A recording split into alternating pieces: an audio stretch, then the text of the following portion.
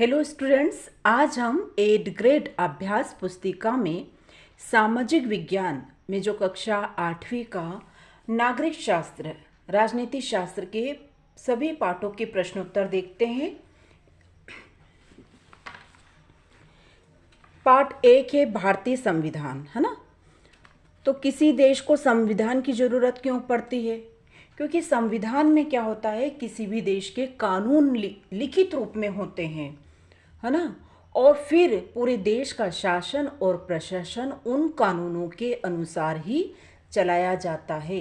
इसीलिए किसी भी देश को संविधान की आवश्यकता होती है।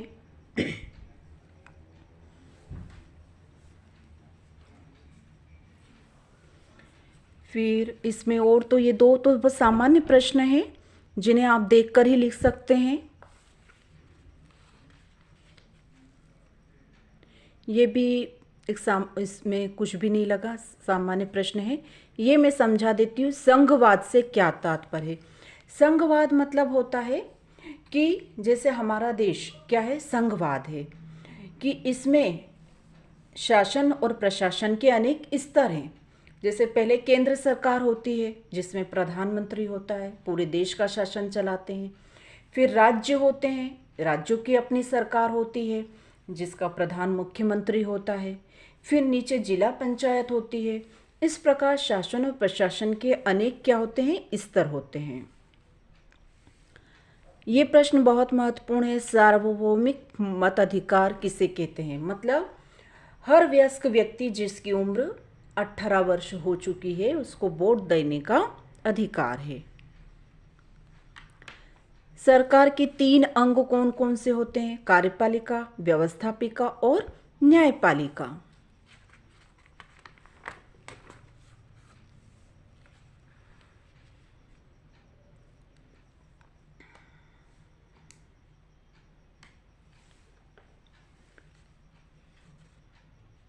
फिर भारतीय संविधान में नीति निर्देशक तत्वों को क्यों जोड़ा गया है? तो नीति निर्देशक तत्वों को इसलिए जोड़ा गया है क्योंकि वो क्या करते हैं, सरकार को गाइड करते हैं कि सरकार को कौन कौन से काम करना चाहिए। सरकार को क्या देते हैं, सलाह देते हैं। मौलिक अधिकार कौन से हैं? ये प्रश्न बहुत महत्वपूर्ण है। 6 मौलिक अधिकार हैं, सब जानते हैं। स्वतंत्रता का अधिकार, समानता का अधिकार, संवैधानिक उपचारों का अधिकार, शोषण के विरुद्ध अधिकार, धार्मिक स्वतंत्रता का अधिकार, सांस्कृतिक और शिक्षा का अधिकार। ये बहुत महत्वपूर्ण प्रश्न है। फिर है पार्ट 3, हमें संसद क्यों चाहिए? अच्छा, तो संसद किसे कहा जाता है? जनता के द्वारा चुने गए सभी प्रतिनिधियों के समूह को संसद कहते हैं, है ना, जिसमें जनप्रतिनिधि होते हैं। जनता के द्वारा चुने हुए जनप्रतिनिधि होते हैं और उन सदस्यों को हम क्या कहते हैं, सांसद कहते हैं। देश की सर्वोच्च कानून निर्मात्री संस्था का नाम लिखिए। तो कानून निर्मात्री संस्था कौन होती है? संसद होती है, जिसके 2 सदन होते हैं, लोकसभा तथा राज्यसभा। राज्यसभा के सभापति कौन होता है? तो हमारे देश का जो उपराष्ट्रपति होता है वही राज्यसभा का सभापति होता है।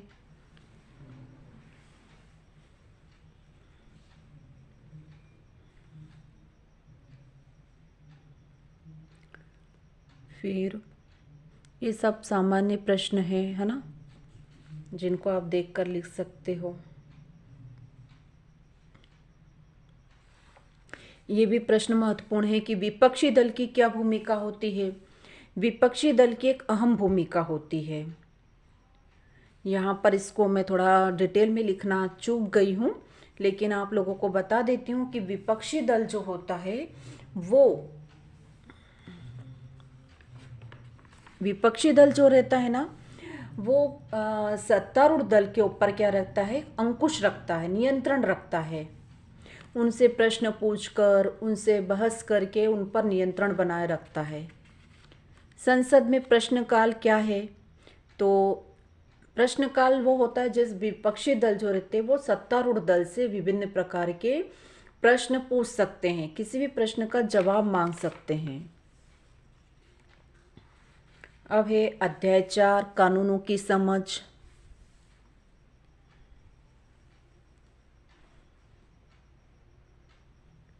संसद द्वारा पारित कानून को कौन रोक सकता है? तो यदि अदालत को ऐसा लगता है कि कोई भी कानून जो है वो संविधान के विरुद्ध है तो वो उसको रद्द कर सकती है। घरेलू हिंसा सब सामान्य सा प्रश्न है जो जानते हैं आप लोग।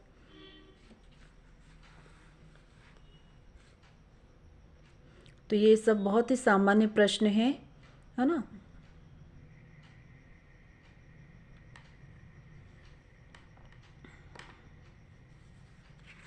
जिनको आप लिख सकते हो, ये सामान्य प्रश्न है। अध्याय 5 न्यायपालिका। न्यायपालिका किन विवादों का निपटारा करती है? न्यायपालिका जैसे केंद्र सरकार और राज्य सरकार के बीच में कोई विवाद हो जाए या दो राज्यों के बीच में कोई विवाद हो जाए तो उन विवादों का निपटारा करती है। और भी बहुत सारे मामलों का जो निपटारा जो है सुप्रीम कोर्ट और हाई कोर्ट करती है। न्यायिक समीक्षा क्या है? न्यायिक समीक्षा संविधान की व्याख्या का अधिकार मुख्य रूप से न्यायपालिका के पास होता है। इस नाते न्यायपालिका को ऐसा लगता है कि संसद द्वारा पारित किया गया कोई कानून संविधान के ढांचे का उल्लंघन करता है तो वह उस कानून को रद्द कर सकती है। इसे ही न्यायिक समीक्षा कहा जाता है।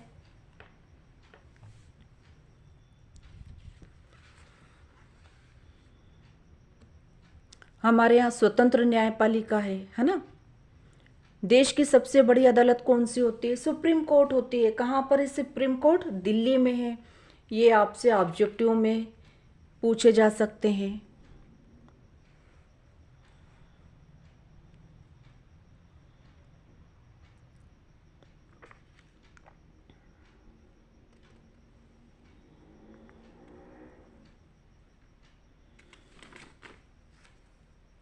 फौजदारी और दीवानी कानून में क्या अंतर होता है? देखो सामान्य से अंतर होता है। फौजदारी मामले जो रहते हैं वो अधिकतर हिंसा से संबंधित होते हैं, चोरी, हिंसा, दहेज, है ना। और दीवानी मामले जो रहते हैं ना वो जमीन जायदाद, व्यापार, व्यवसाय, इनमें कोई हेर फेर होता है उसके संबंधित विवाद होते हैं। जनहित याचिका दायर करने का अधिकार किससे है? तो न्यायालय ने किसी भी व्यक्ति या संस्था को ऐसे लोगों की ओर से जनहित याचिका दायर करने का अधिकार दिया है जिनके अधिकारों का उल्लंघन हो रहा है। यह याचिका उच्च न्यायालय या सुप्रीम कोर्ट में दायर की जा सकती है। ये प्रश्न काफी महत्वपूर्ण प्रश्न है। फिर है अध्याय 7 हाशिएकरण की समस्या।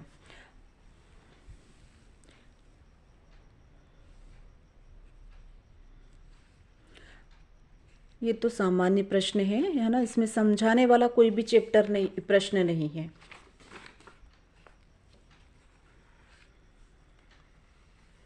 ये सब सामान्य प्रश्न है।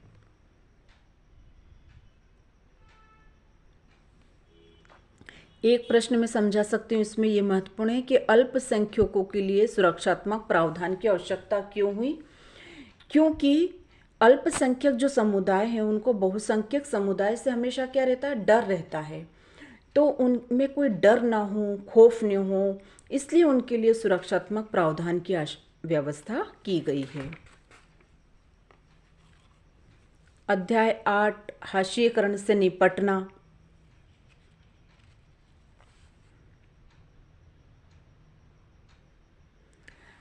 हाशिएकरण मतलब होता है कि किसी समाज, किसी जाति विशेष को विकास की मुख्य धारा से अलग रखना, है ना। जैसे बहुत समय तक हमारे देश में जो निम्न वर्ग की जातियां थी उनको विकास से, इन सब से दूर रखा गया।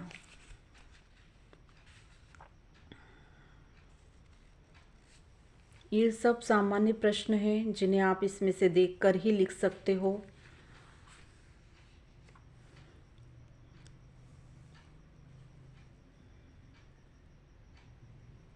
आरक्षण का कानून क्यों लागू किया गया है?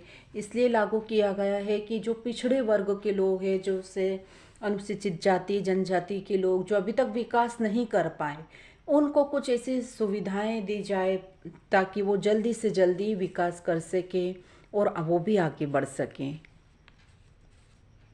अस्पृश्यता को रोकने के लिए कौन से कानून हैं? तो एक तो अनुच्छेद 17 है और एक अनुच्छेद 15 है। अनुच्छेद 15 में कहा गया है कि किसी भी व्यक्ति को धर्म, जाति, भाषा के आधार पर किसी के साथ कोई भेदभाव नहीं किया जाएगा, है ना। तो ये इसमें महत्वपूर्ण प्रश्न है जो मैंने आपको डिटेल में समझा दिए। बाकी प्रश्नों को आप इसी में से देखकर लिख लीजिएगा। फिर है जन सुविधाएं, अध्याय 9।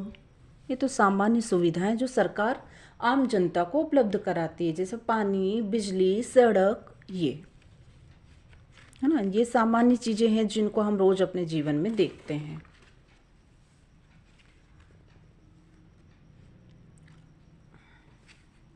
फिर है अध्याय 10, कानून एवं सामाजिक न्याय।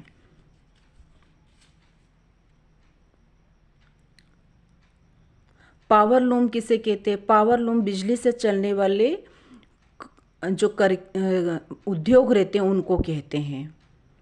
न्यूनतम वेतन के लिए कानून की आवश्यकता क्यों हुई? यानी मजदूरों को न्यूनतम वेतन से कम मजदूरी नहीं दी जा सकती है, इतना तो वेतन उनको दिया ही जाएगा। इसको बोलते हैं न्यूनतम वेतन।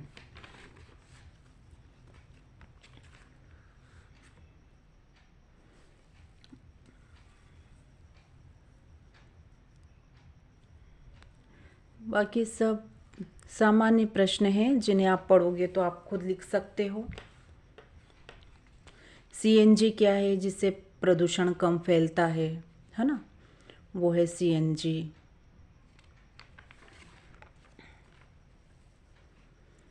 तो बच्चों, ये पूरा नागरिक शास्त्र के राजनीति के प्रश्नोत्तर थे जिनको मैंने पूरे लिखित रूप में भी समझा दिया, महत्वपूर्ण प्रश्न भी समझा दिया है। इसके बाद भी आपको यदि कुछ समझना है तो आप मुझे कमेंट करके बताना। और हाँ, इस वीडियो को ज़्यादा से ज़्यादा स्टूडेंट्स में शेयर करना, है ना। और वीडियो को लाइक करना, चैनल को सब्सक्राइब करना, बेल आइकॉन को प्रेस कर देना ताकि जो भी मैं नई नई वीडियो बनाऊं उनकी नोटिफिकेशन आपको मिलती रहे।